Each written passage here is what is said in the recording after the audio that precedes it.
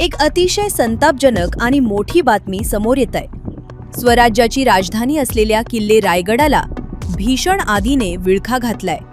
ऐन उन्हाळ्यात लागलेल्या या वणव्यामुळे गडाचे अतोनात नुकसान झाले असून शिवभक्तांमध्ये संतापाची लाट उसळली आहे. रायगडच्या पायथ्याशी असलेल्या हिरकणी वाडीपासून ते थेट महादरवाजापर्यंत ही आग पसरली होती.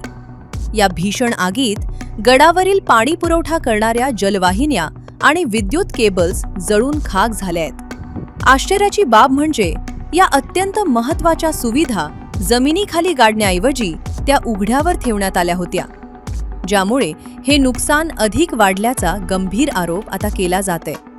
सुदैवाने टकमक टोकाचा भाग या आगीतून बचावला असला तरी वन खात्याच्या ढिसाळ नियोजनाचा फटका गडाला बसलाय.